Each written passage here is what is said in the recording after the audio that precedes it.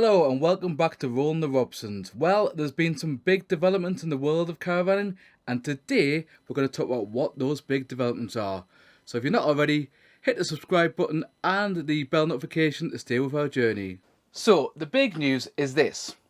Basically, if you wanted to tour with a larger car and a larger caravan, where their maximum weight, that's not the weight of the actual vehicle at the time, that's the actual maximum weight of both the car can take and the maximum weight that the caravan could be, was over 3.5 tons, it meant that you, if you had your driving license, would have had to have passed it before 1997. Now, what that meant was you got grandfather rights. So anybody who passed their test before 1997 already had B plus E. So the B is the car and the E is of your towing a trailer. So if you pass your test after 1997, the first of, and you wanted to be able to tow with a car and a large caravan, which maximum weight over in combination was over 3.5 tons, then you had to take a B plus E license. And there has been a couple of variations since then in terms of the weight. But basically that would mean that for the vast majority of people who want a family caravan and in the family sort of area, if you're new to this on the channel, we've got 2 adults and 3 children. So we need a big caravan mainly, and we need a big car. So it's very hard for us to have an outfit which is less than 3.5 tons. So this basically means it's going to be amazing for the people in the family market.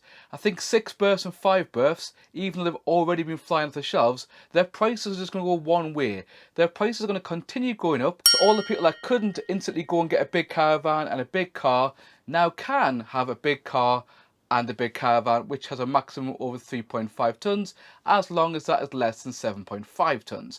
Now obviously there's very few cars and caravans that would get anywhere near that. Yeah, there's probably a couple that are probably near that if you went for a really mega big Airstream, a very big car as well, but there's not many of those. So this really opens it up for the family market, and that's what we do here. We're a caravan channel. I believe caravan time is family time and caravan time is freedom.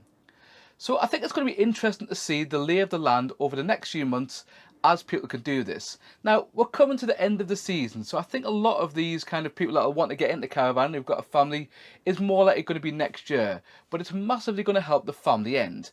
I don't think it's really going to help people who want 2 berths or maybe even a lot of 4 berths unless you want a big twin, but it is going to open the market up a lot more. And I think the other thing we're going to get from that is that already the campsites are heaving, but I think that's going to continue next year. I did think that prices would start to come down because people will be hopefully able to start to get back to some normality, and the people who want to go on flying holidays will be able to do that next year. If you're getting some value from this video, we'd very much appreciate if you smash the like button, because obviously you'd appreciate the fact that these videos take a while to film and edit. And also we'd like to help share our family message to more caravanners, so we'd appreciate if you smash the like button and get that message out to more people. Change comes in the 20th of September. Now the whole point in this change is basically to give more space for HGV licenses. As you probably know, at the moment we have a massive shortage of HGV drivers in the UK. It's been a massive topic recently, and you will have seen people throwing money left, right and centre to get people to become HGV drivers or to move from one company to another. Now, in part, this is due to shortages we had before Brexit, but a lot of it is the people who came over from other countries to work here have decided they want to go back. So that's created a big shortage in a number of people who are HGV drivers, and then the people who want to become HGV drivers in the UK have not often been able to because there's been a lot of B plus E tests going on there. So the B plus E test isn't quite the same as HGV, but it does have a lot of similarities in the way it's tested and also the reversing and uncoupling and all those things.